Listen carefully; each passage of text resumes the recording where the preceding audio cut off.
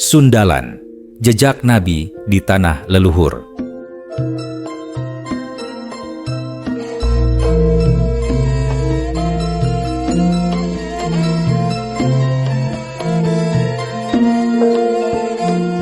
Di timur yang jauh, di balik lautan dan rimba, ada tanah yang pernah harum sebelum namanya dikenal. Tanah tempat hujan tak hanya menyuburkan bumi, tapi juga menyimpan doa-doa purba. Disinilah, menurut narasi yang tertanam dalam debu dan batu, jejak para nabi mungkin pernah menapak. Nusantara bukan hanya gugusan pulau, ia adalah bagian dari daratan luas bernama Sundalan, tanah subur yang pernah menyatu sebelum air laut menenggelamkannya. Sebelum sejarah ditulis, sebelum agama-agama diberi nama, para ilmuwan menyebutnya pusat migrasi manusia. Para sufi menyebutnya tanah penuh rahmat. Para leluhur menyebutnya rumah. Dan dalam tradisi Islam klasik, tanah ini disebut Al-Hind, tanah yang disebut oleh Ali bin Abi Thalib sebagai tempat munculnya kaum bijak yang hatinya terpaut pada akhirat. Tapi lebih dari itu, di tanah ini pula hidup jejak-jejak spiritualitas yang tak mengenal nama Tuhan, tapi merasakan kehadirannya. Dari Kapitayan hingga Slametan, dari dupa hingga doa-doa bersama, tradisi ini menyimpan ingatan purba yang mungkin menggemakan momen-momen di dalam bahtera Nabi Nuh ketika manusia pertama kali bersyukur atas kehidupan yang tersisa. Maka hari ini, kita tidak hanya menyusuri tanah, kita menyusuri ingatan, mengurai benang halus antara mitos dan wahyu, antara arkeologi dan langit, antara sains dan keimanan. Karena mungkin sebelum ada Babilonia, sebelum ada Mesir, jejak para nabi telah tertulis di tanah yang kini kita sebut Indonesia. Inilah kisah jejak nabi di tanah leluhur.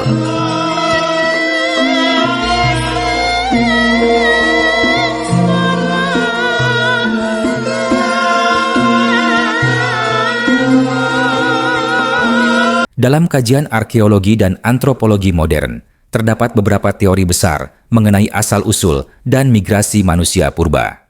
Teori yang paling dominan adalah Out of Africa, yang menyatakan bahwa manusia modern atau Homo sapiens berevolusi di Afrika sekitar 200.000 tahun yang lalu bermigrasi ke seluruh dunia.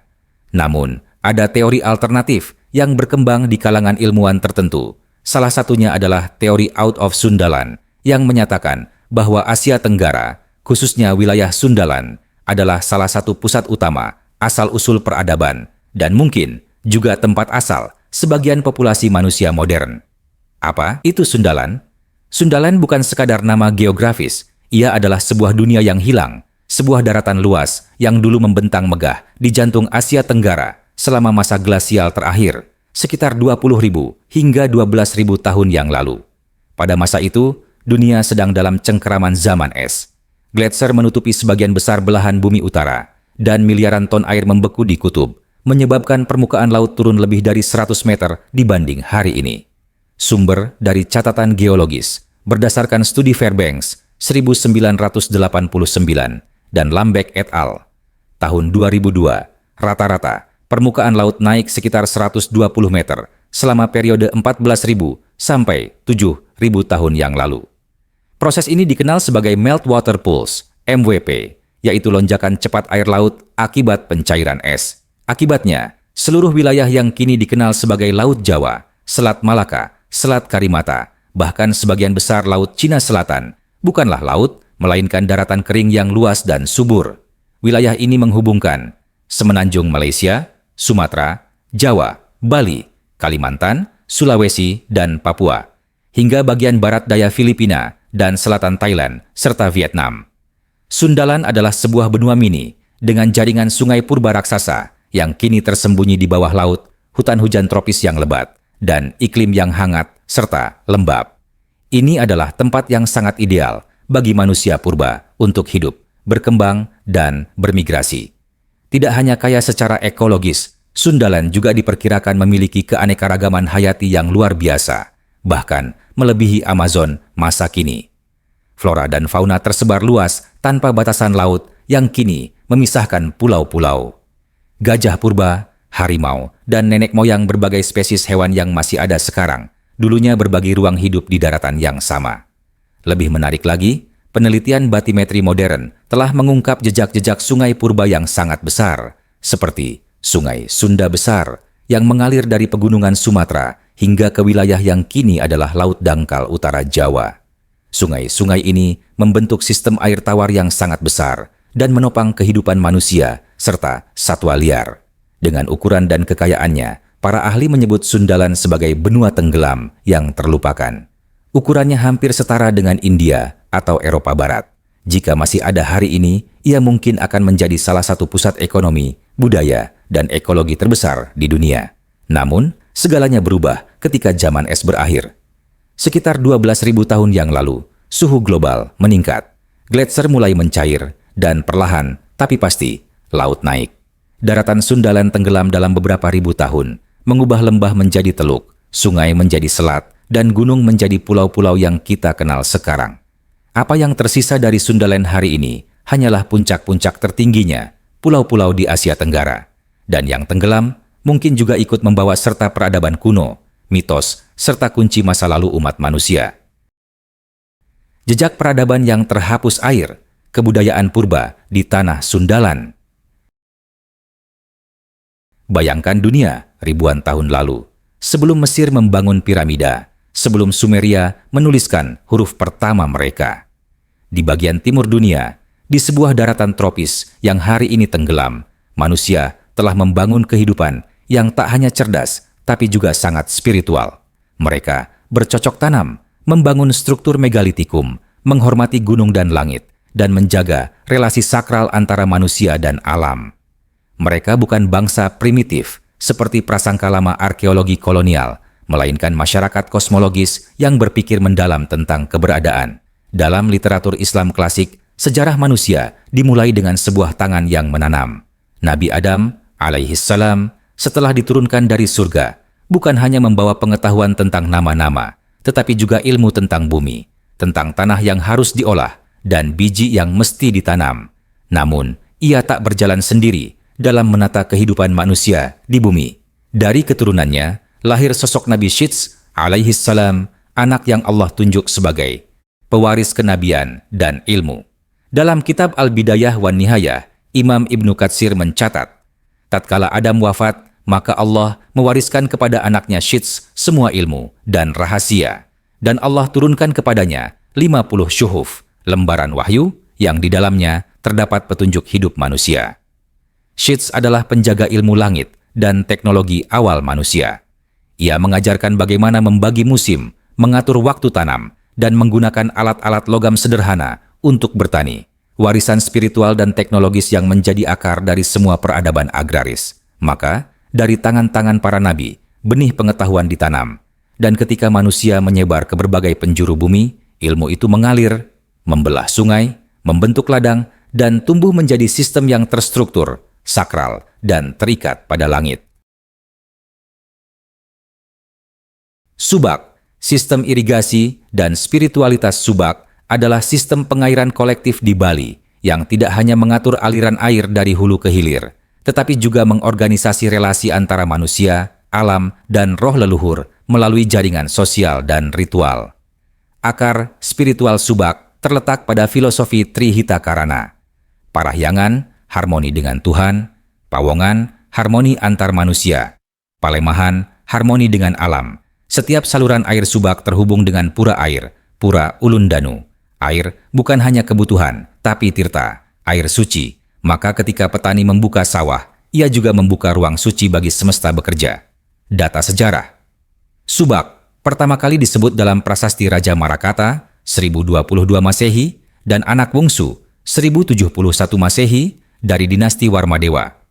Namun sistem dan semangatnya diyakini telah ada jauh sebelumnya sebagai warisan dari peradaban agraris lokal masa prasejarah yang telah mengenal ritus dan keseimbangan kosmos. Tegalan, ladang kering dan etika komunal di Jawa sementara Subak mengelola sawah basah. Di wilayah Jawa, terutama di daerah perbukitan dan pedalaman, hidup sistem pertanian ladang kering yang dikenal sebagai tegalan. Di sini, air tidak mengalir melalui irigasi, tetapi diserap dan ditabung dalam tanah, dan kehidupan bergantung pada kalender alam dan ritme musim, bukan teknologi.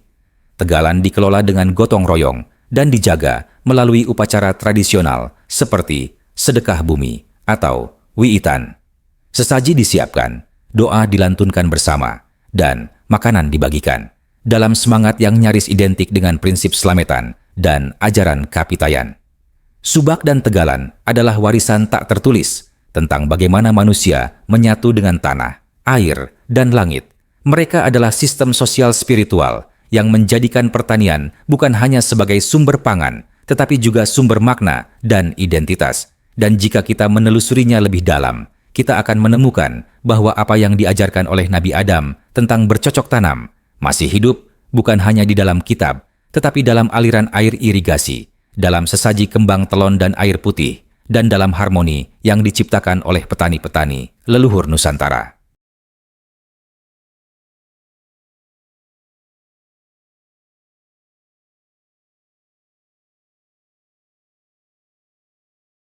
Gunung Padang, situs megalitikum tertua dunia. Salah satu bukti paling mencolok dari kemungkinan ini adalah Gunung Padang, situs megalitikum di Jawa Barat. Terletak di atas bukit yang menjulang tenang, struktur ini menyimpan lapisan-lapisan konstruksi yang lebih tua dari yang terlihat di permukaan. Menurut penelitian geofisika dan karbon yang kontroversial namun menarik oleh tim terpadu bentukan Presiden SBY, bagian terdalam Gunung Padang berusia antara 9.000 sampai 20.000 tahun sebelum Masehi menjadikannya kandidat situs buatan manusia tertua di dunia, bahkan mengalahkan Göbekli Tepe di Turki. Teknologi dan pengetahuan kosmologis dalam situs megalitik Gunung Padang 1. Pemilihan lokasi berdasarkan geologi dan astronomi. A. Aspek geologis. Situs Gunung Padang dibangun di atas bukit vulkanik purba yang memiliki formasi alami dari batu andesit kolom. Ini menunjukkan bahwa pembangun situs secara sadar memilih lokasi dengan potensi energi geologis tinggi, seperti kawasan dengan mata air, water spring, dan kekuatan magnetik alami. Lokasi ini juga berdekatan dengan mata air Cikahuripan, air kehidupan yang hingga kini dianggap keramat oleh masyarakat lokal. Dalam banyak tradisi spiritual kuno, mata air suci dipandang sebagai titik pertemuan antara dunia fisik dan spiritual, sebuah poros kosmos. B. Aspek astronomis. Penelitian lapangan oleh beberapa arkeolog dan arsitek menunjukkan bahwa struktur batu-batu di Gunung Padang memiliki orientasi tertentu terhadap arah terbit dan terbenamnya matahari, solstice, dan equinox. Hal ini mengindikasikan bahwa para pembuat situs memahami siklus astronomi dan mungkin menggunakannya sebagai penanda waktu upacara keagamaan atau musim pertanian.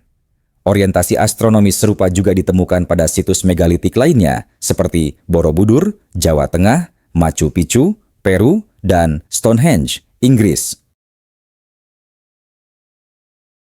2. Penggunaan batu andesit, presisi dan teknologi konstruksi. A. Material dan kesulitan teknis. Andesit adalah batu vulkanik yang sangat keras dan tidak mudah dibentuk tanpa alat logam canggih. Namun, susunan batu di Gunung Padang menunjukkan pemotongan dan penataan yang presisi tanpa menggunakan perekat semen atau lem tradisional.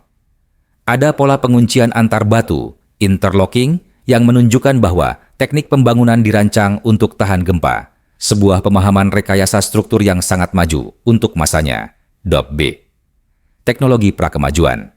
Struktur bawah Gunung Padang terdiri dari beberapa lapisan dan rongga, yang sebagian besar belum sepenuhnya diekskavasi. Tetapi, dari pemetaan georadar dan seismik 3 dimensi, ditemukan lapisan pemadatan tanah dan batu buatan. Kemungkinan adanya ruang bawah tanah atau lorong yang menunjukkan teknologi arsitektur kompleks. Teknologi semacam ini tidak umum ditemukan di masa prasejarah secara global, kecuali pada peradaban maju seperti Mesir kuno dan bangsa Maya. 3. Kesamaan pola simbolik dan arsitektural secara global. A. Pola geometris dan kosmologis. Banyak situs megalitik dunia, termasuk Gunung Padang, menerapkan prinsip-prinsip geometri sakral, seperti simetri radial, orientasi arah mata angin, dan bentuk teras berundak sebagai tangga spiritual menuju kesadaran ilahi. Penggunaan angka-angka suci atau pola yang menunjukkan keselarasan dengan matematika kosmis. B. Indikasi kontak atau kesadaran universal. Kemiripan desain antara Gunung Padang dan struktur seperti piramida di Mesir, zigurat Sumeria, serta situs di Peru dan Turki, Göbekli Tepe, menimbulkan dugaan bahwa peradaban awal manusia entah pernah saling terhubung, kontak transbudaya, atau mereka mengakses sumber pengetahuan universal yang sama yang disebut dalam banyak tradisi sebagai ilmu langit, pengetahuan leluhur, atau bahkan wahyu. Kesimpulan teknis poin-poin di atas memperlihatkan bahwa pembangun Gunung Padang tidak sekadar menyusun batu secara acak, melainkan menggunakan pendekatan multidisipliner. Geologi untuk memilih lokasi yang dianggap suci, astronomi untuk menyelaraskan struktur dengan langit, arsitektur untuk membangun struktur yang tahan bencana, simbolisme spiritual untuk membentuk ruang sakral yang memediasi manusia dan yang ilahi. Seluruh indikator ini menguatkan bahwa masyarakat di wilayah Sundaland, khususnya di sekitar Gunung Padang, bukanlah masyarakat primitif, melainkan telah mencapai tingkat pencapaian teknologis dan spiritual yang tinggi jauh sebelum catatan sejarah formal dimulai. Apa yang mereka sembah? Bukan dewa-dewa antropomorfik seperti dalam politeisme klasik, melainkan energi hidup yang agung. Suatu konsep spiritual yang lebih tua dari agama-agama formal hari ini. Kepercayaan Sundaland, agama Kapitayan, keyakinan tertua Nusantara. Menariknya, warisan dari kesadaran spiritual ini tersisa dalam bentuk yang nyaris tak dikenal hari ini, agama Kapitayan. Ini adalah sistem keyakinan asli Nusantara yang berkembang sebelum Hindu dan Buddha masuk. Ciri-ciri utama Kapitayan, Tuhan disebut Sang Hyang Taya, artinya yang tak terpikirkan, tak terindra, tak terbayangkan, sebuah konsep ketuhanan absolut dan transenden. Tidak ada patung atau simbol fisik untuk Sang Hyang Taya. Mereka beribadah di punden berundak, batu-batu suci, dan tempat alami seperti gunung dan mata air. Mereka tidak mempersonifikasikan Tuhan. Mereka tidak menyebutkan Tuhan dalam bentuk makhluk atau dewa-dewa, tapi dalam bentuk kesunyian dan kehampaan sakral. Bukankah ini mirip dengan konsep tauhid dalam Islam, Ein Sof dalam Kabbalah, atau Tao dalam Taoisme? Apakah ini bentuk fitrah spiritual manusia purba sebelum pengaruh luar masuk? Kapitayan adalah cermin bahwa leluhur kita telah mengenal Tuhan dalam makna transendental, bukan karena dogma, tapi karena kontemplasi langsung terhadap semesta. Warisan Kapitayan dalam tradisi adat Nusantara, antara spiritualitas lokal dan validasi ilmiah. Menurut Slamet Muljana, dalam menuju puncak kemegahan, konsep ini menjadi landasan spiritual bagi masyarakat Jawa kuna, bahkan memengaruhi struktur sosial dan budaya spiritual yang kemudian dikenal dalam bentuk sinkretik seperti kejawen, Sunda Wiwitan, dan sistem kepercayaan lokal lainnya.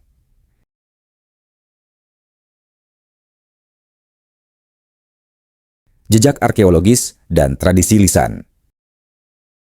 Punden berundak sebagai situs pemujaan terhadap leluhur dan alam ditemukan di berbagai tempat seperti Gunung Padang, Cianjur, Lebak Sibedug, dan situs megalitik lainnya menunjukkan bentuk ibadah yang sangat khas Kapitayan, tanpa patung dewa, tetapi berbasis alam.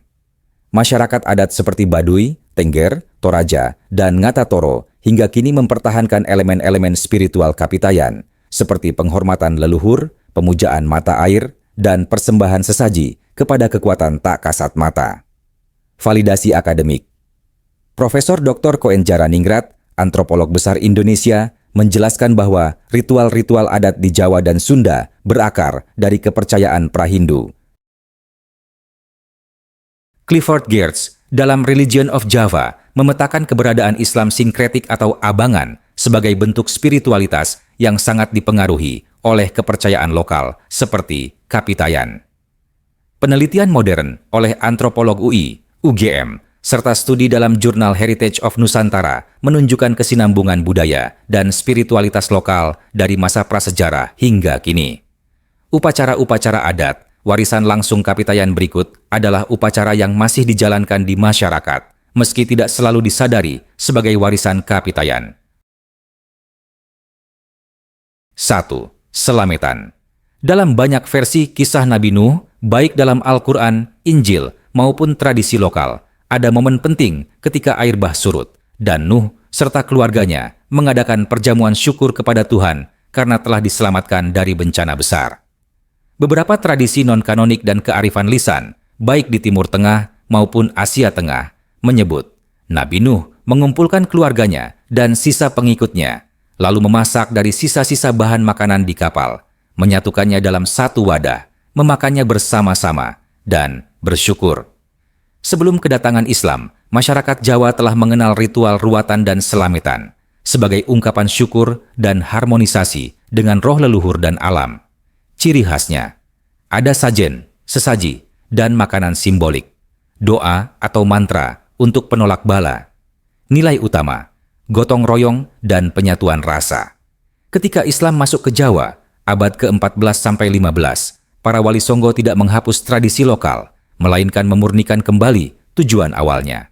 Maka lahirlah Slametan, serapan dari kata selamat, sebagai wujud doa syukur kepada Allah.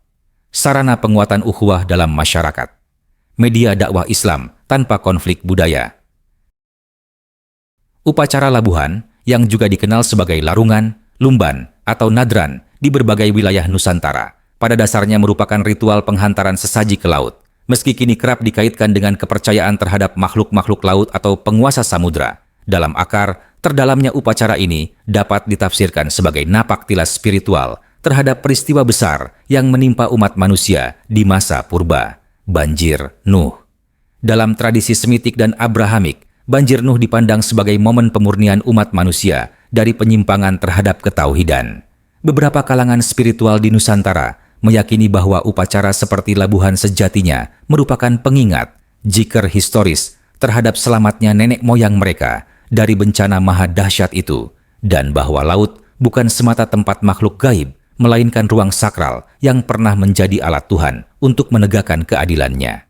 Pada mulanya, sesaji atau larungan bukanlah bentuk persembahan untuk dewa laut, tetapi merupakan simbol rasa syukur kepada Tuhan atas keselamatan dan rezeki yang diberikan melalui laut, terutama bagi komunitas pesisir yang menggantungkan hidupnya dari hasil tangkapan laut. Namun, seiring perjalanan waktu dan masuknya unsur-unsur budaya animisme serta sinkretisme Hindu-Buddha, terjadi pergeseran makna. Tuhan Yang Esa, Sang Hyang Taya, dalam Kapitayan atau ajaran Tauhid awal, mulai digantikan oleh personifikasi kekuatan alam, seperti Kanjeng Ratu Kidul, Nyai Roro Kidul, atau penguasa laut. Ritual yang semula bersifat kontemplatif berubah menjadi ritus pemujaan atau penenangan makhluk halus dan menyertakan unsur mitologi lokal. Paralel dengan ibadah haji, labuhan bisa dipahami secara tipologis sebagai bentuk lokal dari napak tilas spiritual, mirip dengan bagaimana ibadah haji dalam Islam merekonstruksi perjalanan dan ujian spiritual Nabi Ibrahim dan keluarganya. Ibadah haji tidak sekadar ritual, tapi syarat makna historis, spiritual, dan simbolik. Demikian pula, labuhan, yang pada awalnya kemungkinan besar merupakan bentuk lokal dari ritus pengingatan atas peristiwa purba, yang dalam konteks Abrahamik dikenal sebagai banjir Nuh. Dalam versi paling tua, labuhan mungkin menjadi cara masyarakat pesisir untuk mengungkapkan rasa syukur karena telah diselamatkan dari air. Mengembalikan sebagian hasil laut kepada alam sebagai ungkapan harmonisasi ekologi, bukan bentuk penghambaan pada unsur alam. Sisa-sisa ketauhidan yang masih terlihat, meski telah dibalut dengan berbagai mitos lokal, labuhan masih menyimpan elemen-elemen ketauhidan, antara lain pembacaan doa-doa kepada Tuhan sebelum prosesi larungan, penyebutan nama Allah Subhanahu wa Ta'ala di dalam ritual oleh kalangan yang telah terislamisasi, niat untuk membersihkan diri dan kampung dari mara bahaya, mirip dengan makna tazkiyah atau pensucian diri dalam Islam dan ajaran nabi-nabi terdahulu. Menafsir ulang tradisi leluhur.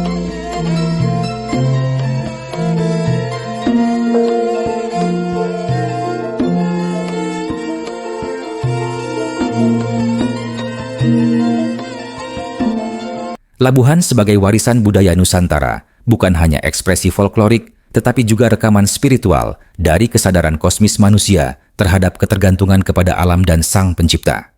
Jika ditarik ke belakang, upacara ini dapat dipandang sebagai fragmen dari ingatan kolektif peradaban awal, mungkin bahkan warisan dari era Nabi Nuh yang bertahan melalui simbol dan ritus, meskipun telah dibalut dengan mitologi. Dengan pendekatan hermeneutik dan antropologis yang lebih dalam, kita bisa membaca ulang tradisi seperti labuhan sebagai bagian dari jaringan spiritualitas purba Nusantara yang pada akarnya tetap bersumber pada nilai-nilai ketauhidan. Ketiga, ruatan, ritual untuk membuang sial atau energi negatif biasanya menggunakan wayang dan doa. Ini mencerminkan kepercayaan bahwa dunia dipenuhi kekuatan halus yang memengaruhi nasib, khas kepercayaan Kapitayan. Tedak Siten.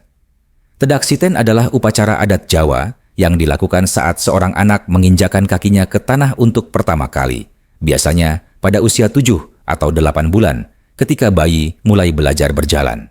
Dalam tradisi ini, si anak dibiarkan melangkah di atas tanah, melalui berbagai rintangan simbolik seperti tangga dari tebu, berjalan di atas pasir, masuk ke dalam kurungan ayam berisi mainan, dan kemudian diangkat ke atas ayunan. Semua ini dilakukan sebagai bentuk syukur kepada Tuhan, dengan harapan anak kelak akan menapaki hidup dengan selamat, berkecukupan, dan berbudi luhur. Tetapi, mungkinkah ini lebih dari sekadar tradisi lokal? Dalam literatur Islam klasik, kisah Nabi Nuh alaihissalam dan banjir besar merupakan momen kunci dalam sejarah umat manusia. Setelah banjir surut, kapal Nabi Nuh berlabuh di atas bukit yang dalam banyak riwayat disebut sebagai Gunung Judi. Namun dalam tafsir-tafsir yang lebih terbuka juga diperdebatkan sebagai gunung-gunung lain, termasuk di belahan timur bumi. Ketika para penyintas itu, keluarga Nabi Nuh dan para pengikutnya turun dari kapal dan menginjak tanah yang baru mengering, mereka diyakini melakukan sujud syukur dan mengadakan perjamuan sederhana sebagai bentuk perayaan keselamatan. Ibnu Katsir meriwayatkan dalam Al-Bidayah wan Nihayah, tatkala Nuh dan pengikutnya turun dari kapal, mereka mengadakan hari raya, bersujud dan menyembelih korban sebagai rasa syukur kepada Allah. Kini, bayangkan, seorang anak kecil menapakkan kaki ke tanah untuk pertama kalinya setelah selama berbulan-bulan berada dalam gendongan.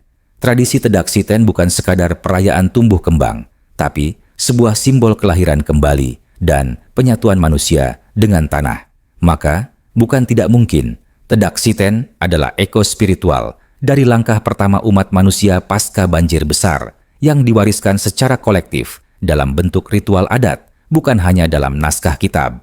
Dalam kerangka besar Out of Sundaland, di mana wilayah ini diyakini sebagai salah satu lokasi utama pemulihan umat manusia setelah banjir purba, Tedak Siten menjadi lebih dari sekadar upacara. Ia adalah doa dalam langkah dan peringatan bahwa setiap awal kehidupan di bumi layak disambut dengan syukur dan harapan.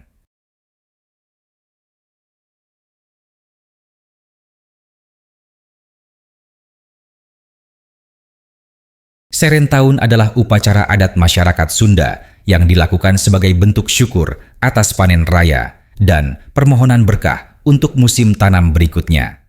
Tradisi ini masih lestari di beberapa daerah seperti Kasepuhan Ciptagelar, Kuningan, dan Cigugur. Rangkaian Serentahun meliputi penyerahan hasil panen, padi, kelumbung adat, lewit, iringan musik, dan tarian tradisional, doa kepada Sang Hyang Kersa, Tuhan yang Maha Ada, ngajayak, ngalaksa, dan rengkong, yaitu prosesi simbolik tentang daur hidup padi. Namun, di balik semua itu, tersembunyi akar keyakinan kuno yang sangat dalam.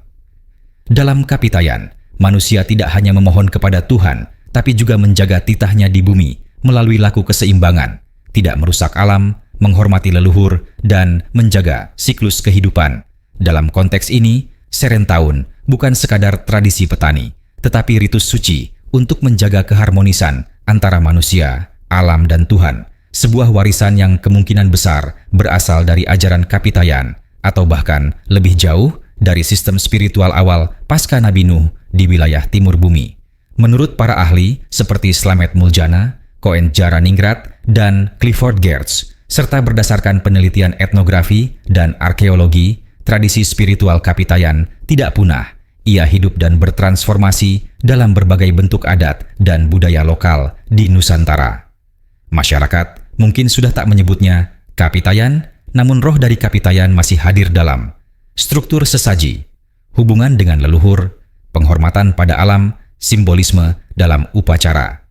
Maka dapat dikatakan bukan asumsi, tapi sintesis ilmiah dari berbagai sumber yang menunjukkan kontinuitas budaya spiritual asli Nusantara hingga kini.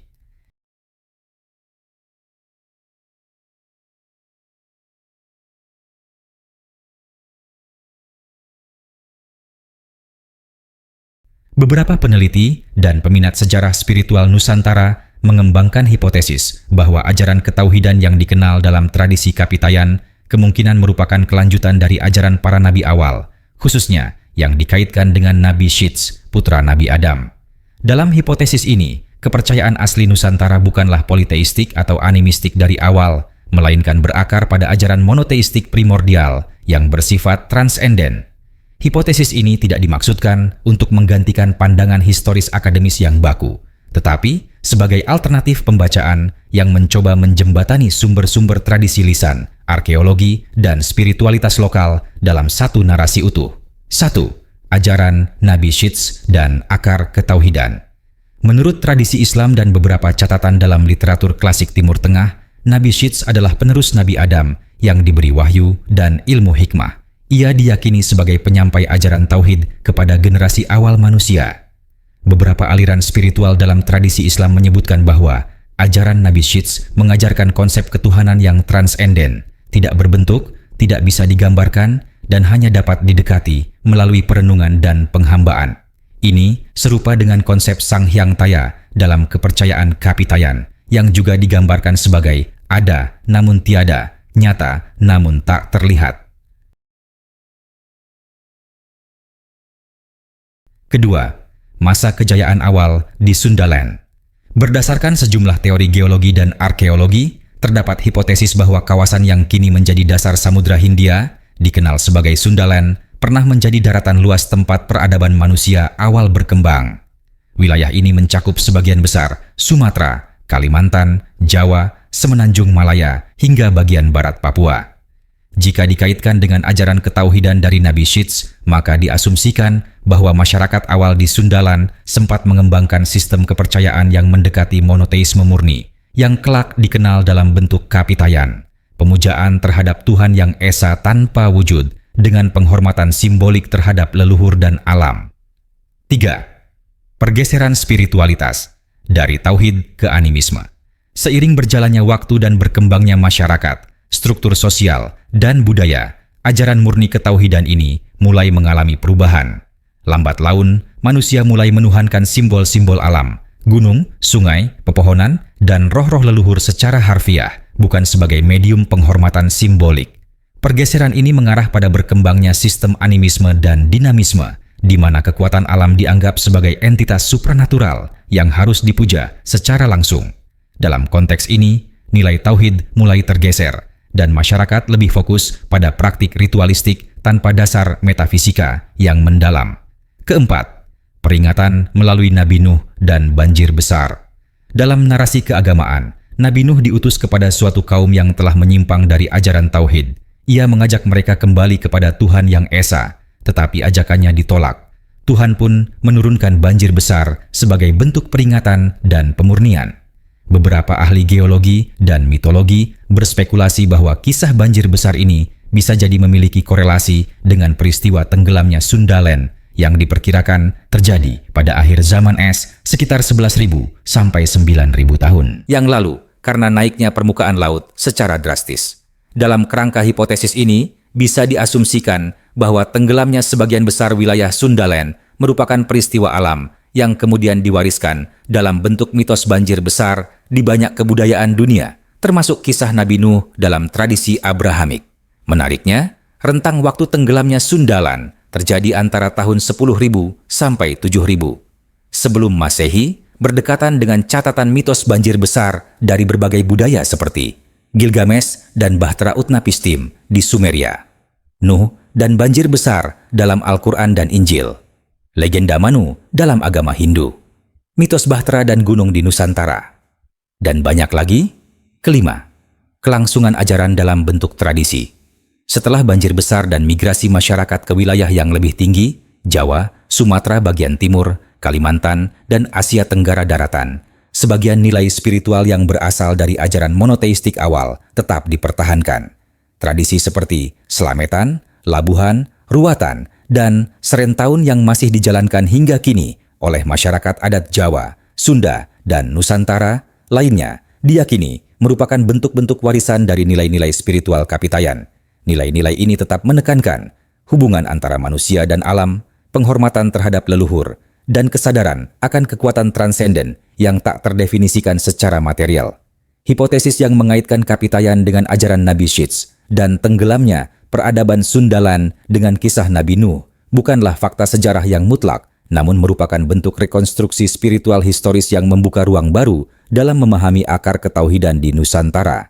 Meskipun belum ada bukti arkeologis definitif yang membuktikan narasi ini secara langsung, korespondensi antara ajaran, simbolisme, dan tradisi lokal menunjukkan adanya jejak warisan tauhid yang sangat tua di wilayah ini, yang bertahan dalam bentuk adat dan praktik spiritual hingga hari ini.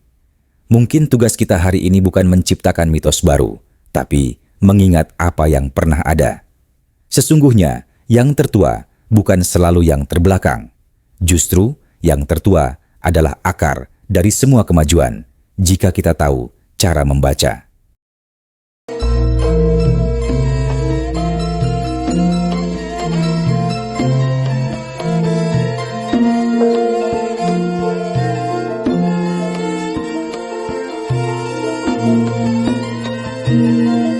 Gunung Padang bukan sekadar tumpukan batu, Kapitayan bukan sekadar agama leluhur, Sundaland bukan sekadar benua yang hilang.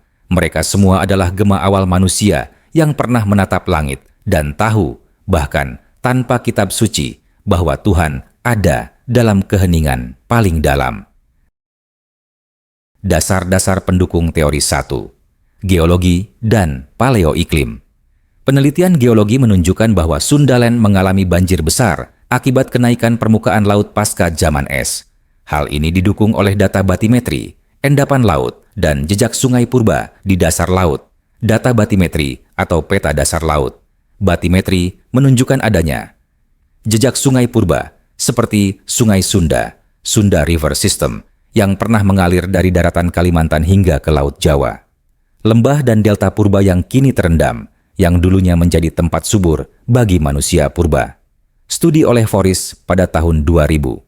Dalam artikelnya di Journal of Biogeography, Forris membuat model peta perubahan garis pantai Asia Tenggara selama 150.000 tahun terakhir dan menunjukkan bagaimana Sundaland menyusut drastis dalam beberapa ribu tahun akibat kenaikan air laut, endapan laut, dan bukti geologis.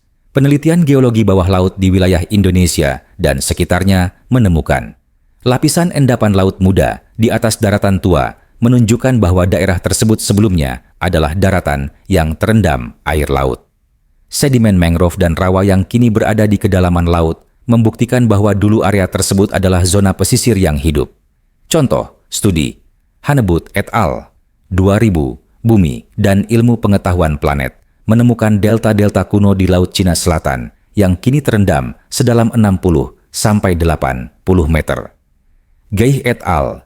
1979 melakukan penanggalan radiokarbon pada terumbu karang dan menemukan kenaikan air laut signifikan dalam periode 10.000 sampai 7.000 tahun lalu.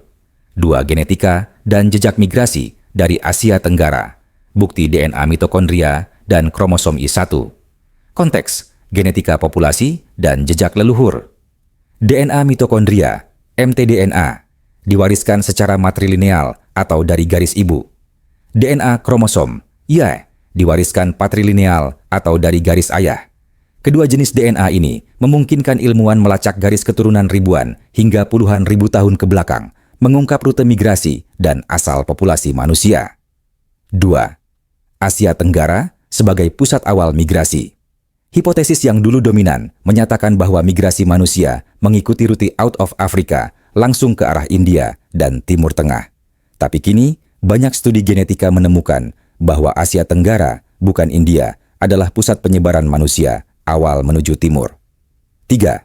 Studi genetika mitokondria atau mtDNA Stephen Oppenheimer pada tahun 1998 sampai 2004. Dalam bukunya Eden in the East, Oppenheimer mengajukan bukti bahwa haplogrup mtDNA-M dan N, 2 dari 3 garis keturunan utama manusia non-Afrika, berasal dari wilayah Asia Tenggara.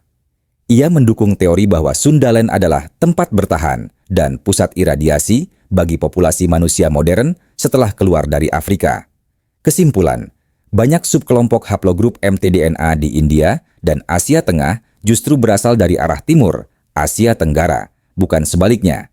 Macaulay et al. 2005. Sains mengkaji 280 sampel mtDNA dari Asia, hasilnya menunjukkan bahwa haplogrup M menyebar dari Asia Tenggara ke barat, India, dan ke timur, Oseania. Penyebaran terjadi sekitar 50.000 sampai 60.000 tahun lalu, bertepatan dengan fase awal tenggelamnya Sundaland. Referensi: Macaulay v. et al., Science, Volume 308, 2005. Single, Rapid Coastal Settlement of Asia, Revealed by Analysis of Complete Mitochondrial Genomes. Dördüncü Studi Kromosombiae, Patrilineal, Karafet et al., 2001, PNAS. Meneliti variasi DNA Y di Indonesia dan Asia Tenggara. Ditemukan bahwa haplogrup YDNAO dan C dominan di wilayah ini dan menunjukkan penyebaran dari Asia Tenggara ke Asia Timur, Oseania, dan bahkan sampai Kepulauan Pasifik. Ini menunjukkan adanya populasi awal di Sundaland yang menjadi nenek moyang banyak kelompok Austronesia. Referensi: Karafet TM et al., PNASUSA, Volume 98, Number 18, 2001. High levels of Y chromosome diversity in Southeast Asia indicate multiple founding populations. 5. Hipotesis, Out of Sundaland dan Migrasi, Austronesia, Suarez et al., 2008, Molecular Biology and Evolution. Menyusun pohon filogenetik mtDNA Asia. Menemukan bukti bahwa wilayah Asia Tenggara adalah pusat diversifikasi haplogrup I, B4A, dan lainnya yang kemudian menyebar ke Pasifik dan Madagaskar. Ini memperkuat teori bahwa migrasi besar dari Sundaland, Asia Tenggara, terjadi saat wilayah itu mulai tenggelam akibat naiknya air laut, memicu penyebaran Austronesia ke seluruh Samudra Pasifik. Migrasi ke wilayah pegunungan Asia, Taiwan, hingga Polinesia dan Afrika Timur, Madagaskar. Semua bukti genetika ini menyuarakan satu cerita yang konsisten. Asia Tenggara, khususnya daratan Sundaland, bukan hanya jalur lintasan, tapi rumah asal bagi banyak garis keturunan manusia modern yang menyebar ke Asia, Oseania, bahkan sampai ke Afrika Timur. Dengan itu, genetika kini bukan hanya alat medis atau biologis, tapi juga jembatan sejarah manusia yang menyambungkan jejak leluhur dengan daratan yang kini telah tenggelam. Linguistik. Penyebaran bahasa Austronesia, jejak dari tenggara ke samudra. Apa itu rumpun bahasa Austronesia? Rumpun bahasa Austronesia adalah salah satu kelompok bahasa terbesar di dunia, baik dari sisi jumlah bahasa maupun luas wilayah penyebarannya. Terdiri dari lebih dari 1.200 bahasa, digunakan oleh lebih dari 380 juta orang. Rumpun ini membentang dari benua Asia hingga Samudra Pasifik dan sebagian Afrika. Penyebarannya secara geografis. 1. Madagaskar, Afrika Timur. Bahasa utama, Malagasy. Unik karena berada di Afrika, namun struktur dan kosakatanya mirip dengan bahasa-bahasa di Kalimantan dan Indonesia Timur. Menunjukkan jejak migrasi pelaut Austronesia dari Asia Tenggara ke Afrika. Dan menariknya, Malagasy memiliki akar kuat dalam bahasa Maanyan atau bahasa Dayak Barito di Kalimantan, menandakan migrasi lintas samudra yang luar biasa. 2. Asia Tenggara Maritim, termasuk negara-negara Indonesia, Malaysia, Filipina, Brunei, Timor Leste. Bahasa-bahasa utama. Bahasa Indonesia, Melayu, Tagalog, Javanese, Sundanese, Cebuano, Dadil. Karakteristik, sistem fonetik sederhana. Bentuk kata kerja fleksibel, ber, me, di, ke. Struktur kalimat cenderung SVO, subjek verb objek. Tercer Pasifik, Polinesia, Mikronesia, Melanesia. Wilayah penyebaran, Polinesia, Hawaii, Samoa, Tonga, Tahiti, Selandia Baru. Mikronesia, Kiribati, Nauru, Guam. Melanesia, Fiji, Papua Nugini Pesisir, Vanuatu. Bahasa utama, Maori, Hawaiian, Tongan, Samoan, Dal. Ciri khas, Kosakata spiritual yang kuat, sistem penamaan kompleks, banyak budaya berbasis lisan dan memori, oral tradition. Penduduk di wilayah ini diyakini adalah keturunan pelaut Austronesia yang menjelajah ribuan kilometer hanya dengan perahu layar tradisional.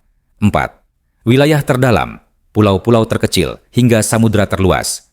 Bahasa Austronesia bahkan mencapai Hawaii di utara, Pulau Paskah di timur, Selandia Baru di selatan. Penyebaran ini menunjukkan kemampuan navigasi luar biasa leluhur Austronesia dalam membaca angin, bintang, arus laut, dan migrasi burung. Pelaut Austronesia dijuluki sebagai Vikings of the Pacific karena mereka adalah pelaut paling canggih sebelum era navigasi modern. Bahasa Austronesia adalah jejak hidup dari satu peradaban maritim besar yang menyebar tidak dengan pasukan, tapi dengan perahu, lagu, dan doa. Mereka menjelajahi lautan bukan untuk menaklukkan, tapi untuk menyebarkan cara hidup, pertanian, kesenian, dan spiritualitas dari satu pulau ke pulau lainnya. Dan dari semua bukti yang terkumpul, genetik, arkeologis, dan linguistik, semuanya mengarah pada satu kemungkinan besar, bahwa Sundaland, tanah purba yang kini tertelan laut, adalah titik awal dari sebuah perjalanan besar umat manusia, yang meninggalkan jejaknya dalam setiap bahasa, nyanyian, dan nama pulau dari Madagaskar hingga Hawaii. Mereka tak meninggalkan istana, tapi meninggalkan bahasa yang menyatukan pulau-pulau dan samudra. Jejak yang masih hidup di lidah kita, di lagu nenek kita, di nama laut yang kita sebut. Nenek moyangku seorang pelaut. Argumen linguistik Oppenheimer. Siapa Stephen Oppenheimer? Dr. Stephen Oppenheimer adalah seorang dokter anak, ahli genetika, dan penulis asal Inggris. Ia berafiliasi dengan Universitas Oxford dan dikenal luas karena pendekatannya yang interdisipliner, menggabungkan genetika, geologi, linguistik, dan mitologi dalam upaya merekonstruksi sejarah manusia purba. Oppenheimer mengkritik teori mainstream bahwa Austronesia berasal dari Taiwan. Sebaliknya, ia mengajukan bahwa asal-usul bahasa Austronesia justru berada di dataran rendah Sundaland, Indonesia bagian barat, terutama Kalimantan dan Sumatera. Ia menunjuk bahwa banyak akar bahasa Austronesia yang kompleks dan mendalam ditemukan di wilayah barat Indonesia yang tak bisa dijelaskan jika Taiwan adalah titik asalnya. Ia mendukung model sebaran dari selatan ke utara, bukan sebaliknya. Catatan ilmiah. Dalam Eden in the East, ia menyebutkan bahwa the complexity and internal diversity of Austronesian languages in Indonesia exceed those of Taiwan, suggesting an older origin in the now submerged Sundaland. Rumpun Austronesia bukan hanya kumpulan kata-kata, tapi arsip purba perjalanan manusia. Kompleksitas linguistik di Indonesia bagian barat menunjukkan bahwa Sundaland kemungkinan besar adalah asal mula utama dari sebaran bahasa ini. Jika benar, maka ketika air laut menelan tanah mereka, para leluhur Nusantara lah yang mengarungi samudra, membawa suara, nama-nama, dan cerita mereka ke seluruh dunia. Meski teori out of Sundaland semakin diperbincangkan, masih banyak yang menilainya dengan skeptis karena belum dianggap mainstream dalam arkeologi global. Sebagian ilmuwan masih mengandalkan narasi klasik seperti out of Africa atau out of Taiwan dan memandang Sundaland hanya sebagai daerah pinggiran, bukan pusat. Namun, mungkin ini bukan soal salah atau benar, melainkan soal keragaman sudut pandang. Sebab sejarah, seperti puisi purba, tak selalu ditulis oleh pemenang. Kadang ia ditanam dalam tanah, menunggu kita untuk menggali. Sayangnya, penggalian dan penelitian terhadap jejak-jejak purba Nusantara masih minim. Situs Gunung Padang, Bau Mataluo, maupun warisan agrikultur lokal seperti Subak dan Tegalan masih belum sepenuhnya dilihat sebagai peninggalan peradaban spiritual tinggi.